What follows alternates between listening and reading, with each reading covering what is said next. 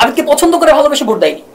যদি ওখানে আবিদের বিকল্প কেউ ভালো থাকতো, অর্থাৎ তাদের মনে কেউ তাকে ভোট দিত। ঢাকা বিশ্ববিদ্যালয় ক্যাম্পাসে তার ফিক্স ভোট নাই। বাংলাদেশের ইতিহাসে 1971 সালের 16 ডিসেম্বর পরবর্তী থেকে আজকে পর্যন্ত বাংলাদেশের ইতিহাসে প্রথম নির্বাচন হয়েছে, যেই নির্বাচনে সিঙ্গেল একটা অনাকাঙ্ক্ষিত ঘটনা ঘটে নাই।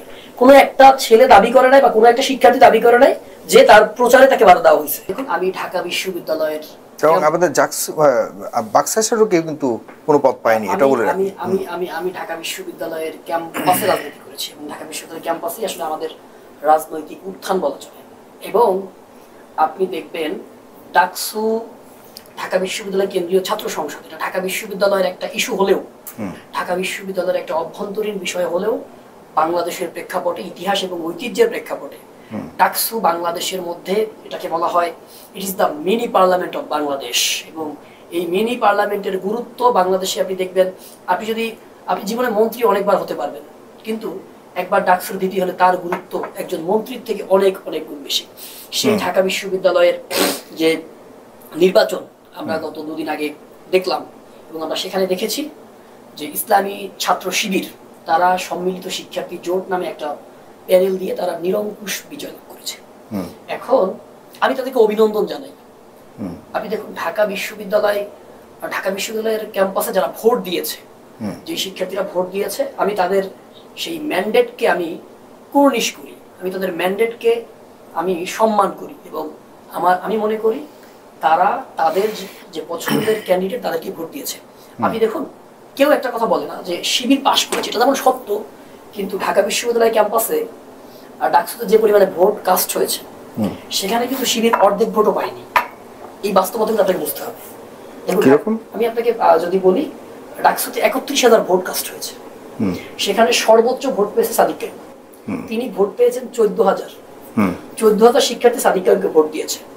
সাদিক কাইম ব্যক্তিগত জীবনে আমার খুবই কাছের বন্ধু ফর ম্যানি ইয়ার্স, মানে আমার রাজনীতিতে আসারও 1 থেকে 2 বছর আগে থেকে আমরা খুবই বন্ধু, খুবই ভালো বন্ধু।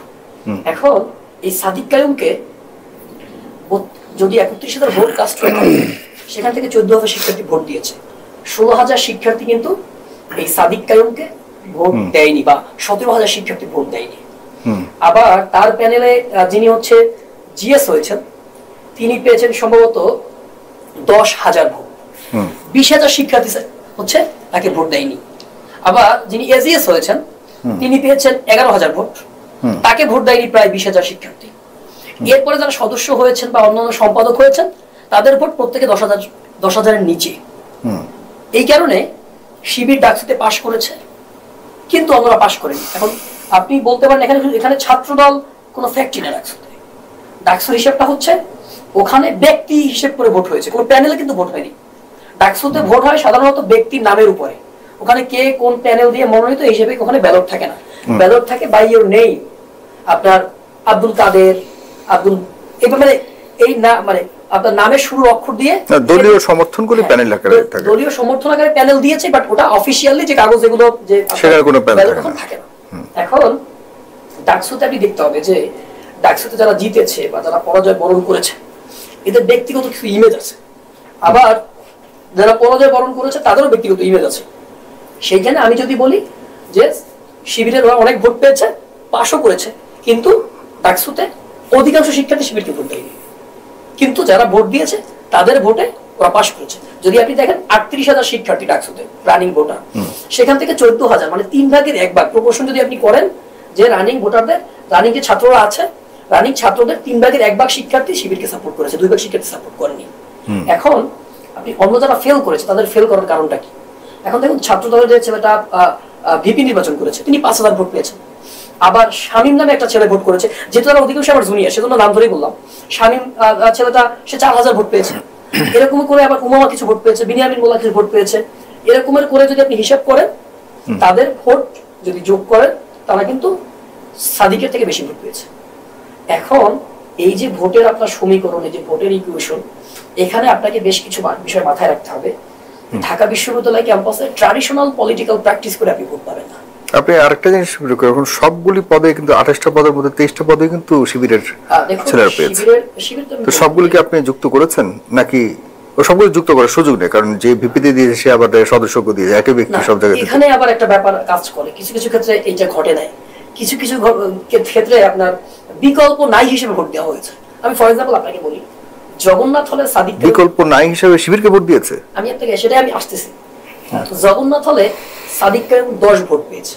জগন্নাথ হলে ঢাকা বিশ্ববিদ্যালয় সবচেয়ে বড় একটা হল বলা যায়, যেখানে বিভিন্ন ছোট ছোট মাইনরিটি যে রিলিজিয়ন গুলো আছে সেখানকার তারা থাকে, সেখানে টোটাল ভোট পেয়েছে সাদিক কায়েম 10 ভোট।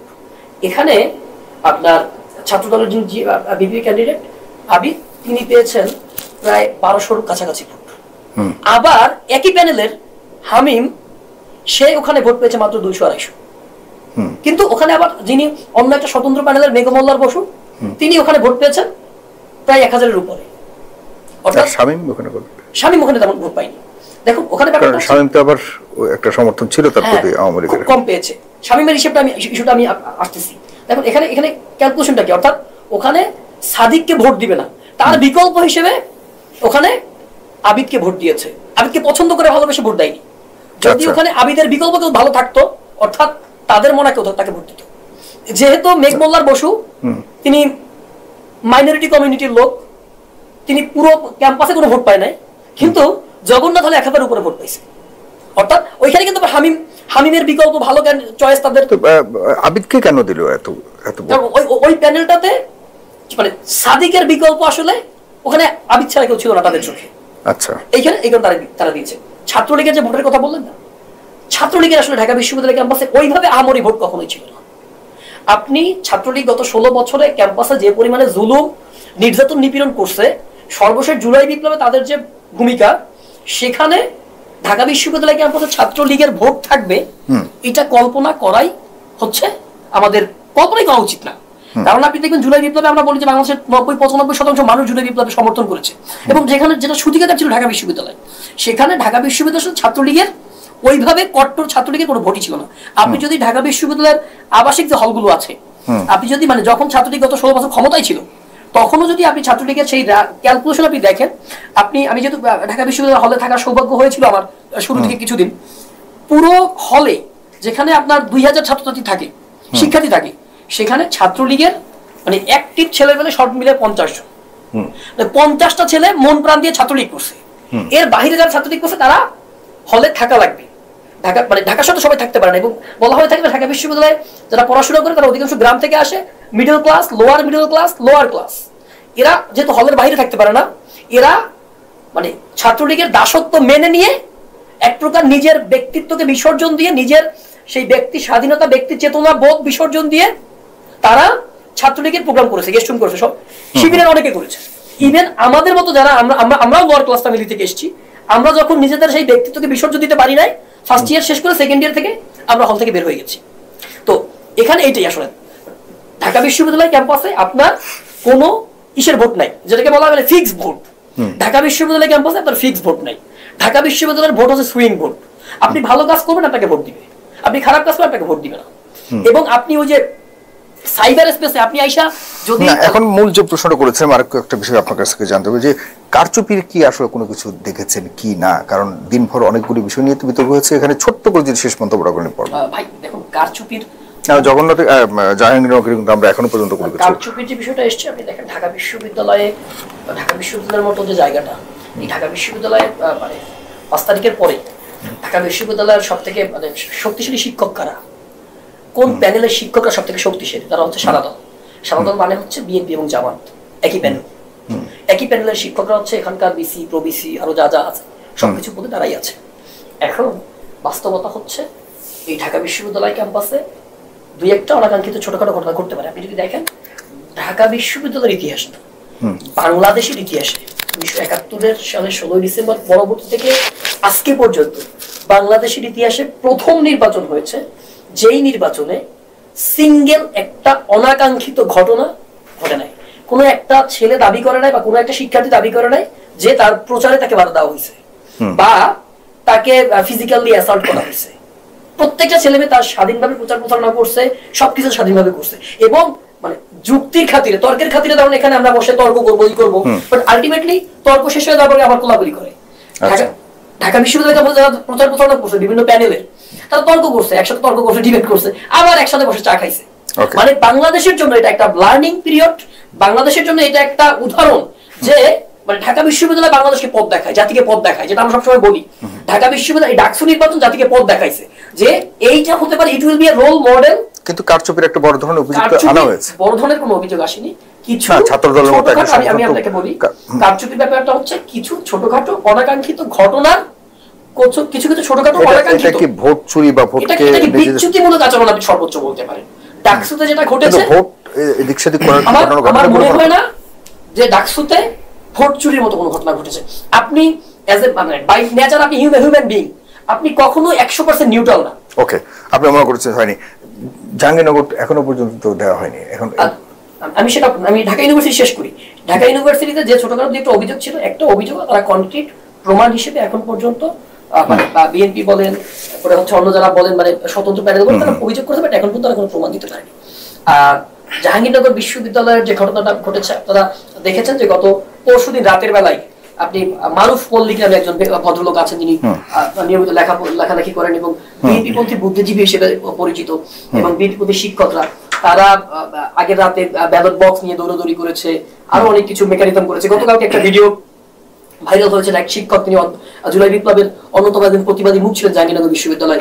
তিনি এক ছাত্রী, আপনি আমার ফেসবুকের পেজে গেলে আপনি পাবেন ভিডিওটা, যে এক ছাত্রী ব্যালট পেপার নিয়ে তিনি হচ্ছে বুথের মধ্যে যাচ্ছিলেন, ম্যাম তার পিছে পিছে হচ্ছে সেই বুথের মধ্যে গিয়ে ঢুকেছে। এটা তো দুঃখজনক ঘটনা। এরপরে যেহেতু এখন পর্যন্ত জাহাঙ্গীরনগর বিশ্ববিদ্যালয়ের রেজাল্ট হয়নি, বেশ কয়েকটা প্যানেল হয়তো বর্জন করেছে, যার এখন পর্যন্ত আসলে মানে কনক্রিট আপনার তো ডকুমেন্টস লাগবে। ধরেন আমি যে দুইটা কথা বললাম, এই দুইটা তো আমরা ভিডিওতে দেখেছি, এছাড়া ধরেন যে শিবিরের ওরা কোনো করেছে কিনা, বাক্সাসের ওরা কোনো প্রমাণ পাওয়া যায়, তাহলে আমরা এই বিষয়ে ডিসকাস করতে পারি।